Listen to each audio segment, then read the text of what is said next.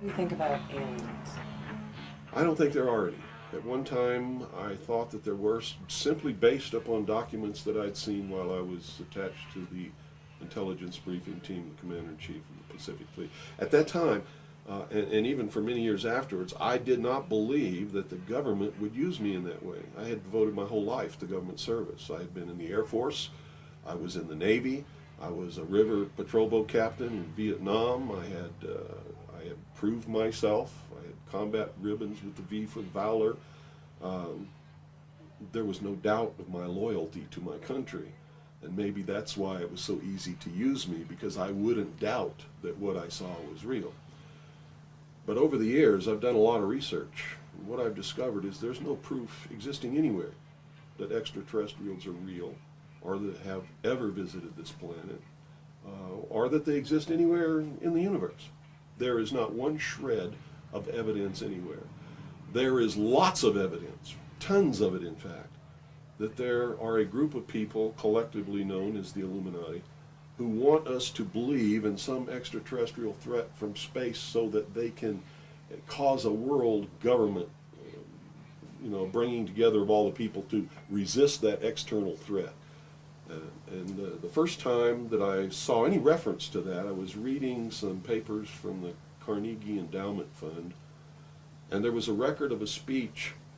It was a dinner for Viscount Ishii of the Japanese delegation, the Japanese imperial delegation, in 1917.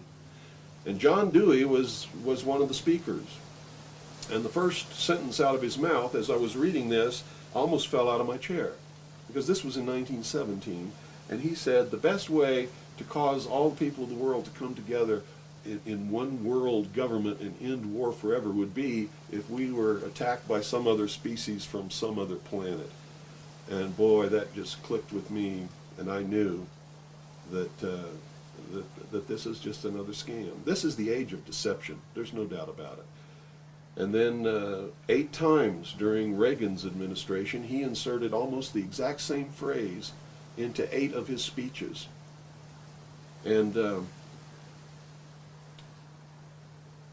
it's a scam. That's what I can tell you.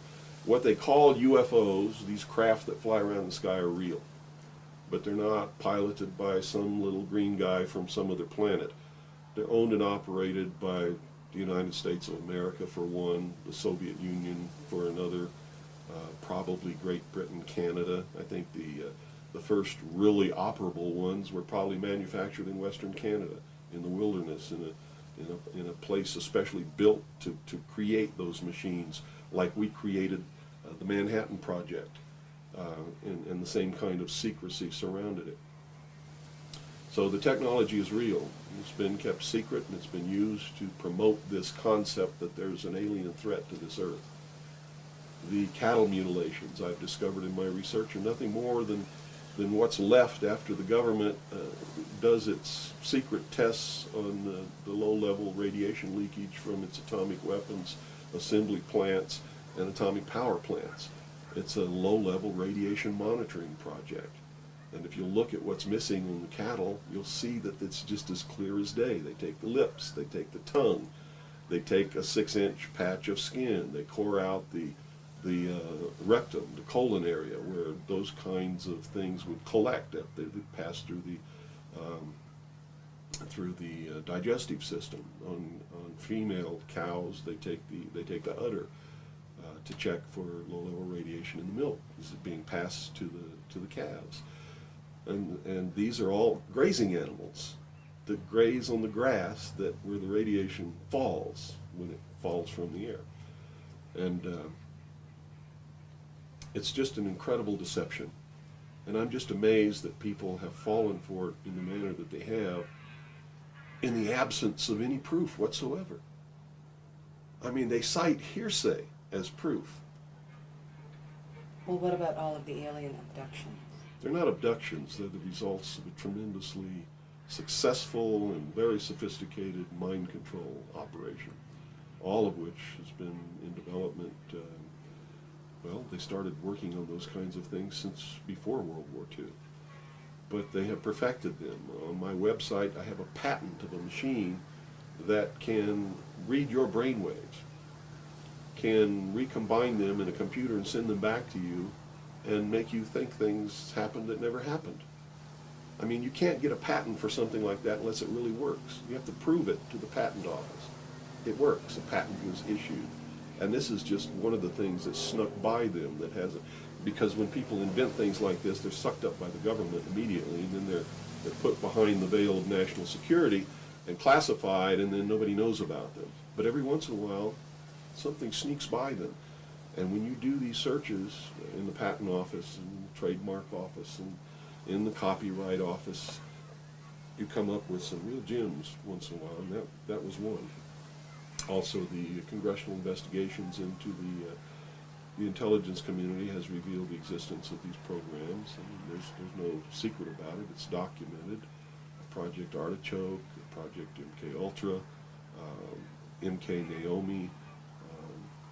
You know, I could go on and on and on all day long, and you know, if you had the time in your movie, we could lay out all the documentation, which is official government documentation, and prove beyond any shadow of a doubt that it's true. But that's what it is. It's not extraterrestrials coming down. The human body cannot pass through walls or roofs, or through windows that are closed. You know, this is all the product of the imagination and people's willingness to believe something because they want it to be true. I don't know why they would want it to be true. You see, because if it were true, these are not friendly aliens. They're doing some terrible things to people. If I were to kidnap somebody, pass them up through the roof, and take them somewhere, and perform operations on them, and take samples of semen and ova from their, you know, reproductive organs, and plant thoughts in their mind, and all this kind of stuff, and then bring them back, guess where I'd be right now? In prison. It's kidnapping. It's criminal. It's a terrible thing.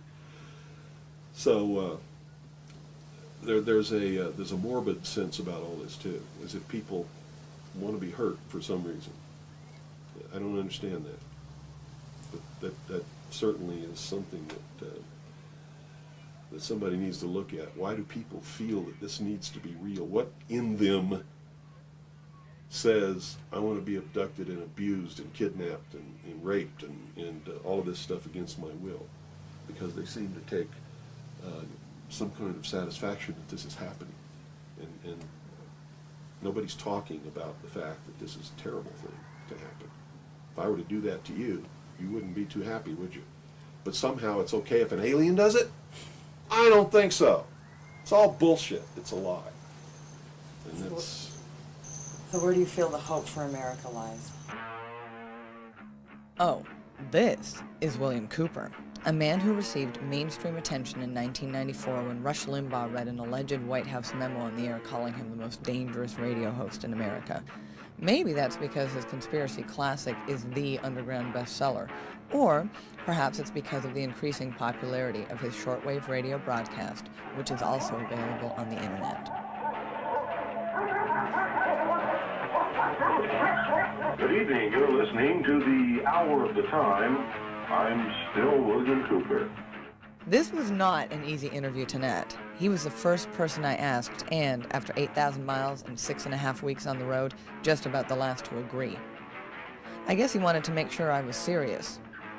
Nevertheless, I had to come alone, and I was required to follow clear rules of conduct. Well, at this point,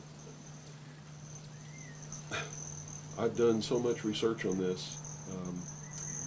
I have to tell you, there's only one way this is going. There's going to be a civil war in this country. And I hope the outcome of the war will be the reinstatement of constitutional Republican government. But whenever you have a war like that, you're going to have competing factions to be the winner. And whoever really has the power in the end is going to institute whatever kind of government they feel should be there.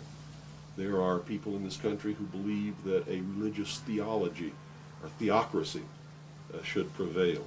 Well, if that happened, we'd have burnings at the stake again, and inquisitions, and heretics, and all of these kinds of things. So that can't be allowed to happen. Can't be. Doesn't matter what my religion is. It can't be allowed to happen. There are people who want a socialist government, much like the one in Sweden. There are people who want to create in the United States what the Soviet Union had hoped to be. There are real Nazis, all of them socialists. Hitler was a socialist. So I see the future as being tremendously dangerous for all of us. Me and many others like me are going to perform a valiant attempt to reinstate, restore legitimate, lawful, constitutional Republican government. Whether or not we're going to be successful, I can't tell you. But I will tell you that once this war starts, it's going to be terrible, it's going to be bloody, and it'll last for 10 or 15 years. That's the nature of this kind of conflict. If you look around at all these mountains around here, there's enough guns, ammunition, supplies, clothing, and food buried in these mountains to support an army for 15 years. And I don't think the American people realize that they're on the brink of a civil war. You see, there are many of us who took an oath when we went in the armed forces, and we meant it. We volunteered. We weren't drafted. We care about this country. And the oath was to protect and defend the Constitution against all enemies, foreign and domestic. And we will fulfill that oath, even if it means we die in the process of doing it. It's that simple. So what do you see happening in the next 4 to 6 months in this Well, country? I don't have a crystal ball. All I know is that the year 2000 is crucial to the plans of those who want world government, because they whipped up sort of a millennium fever, and they've coupled that with Y2K and a whole bunch of other things. Real religious people who think that this is the end of the world and Jesus is coming, or somebody's coming imminently. And so there's this fever that's whipped up. I mean, everybody seems to be on the edge of some kind of hysteria. But it's all in their mind. If you look around, you see the world hasn't changed. It's not coming to an end. This hasn't been brought about by the hand of God. It's been brought about by the deceptions of man. And the quicker people realize that and try and find out who is causing these things to whip up this hysteria, the better off they're going to be.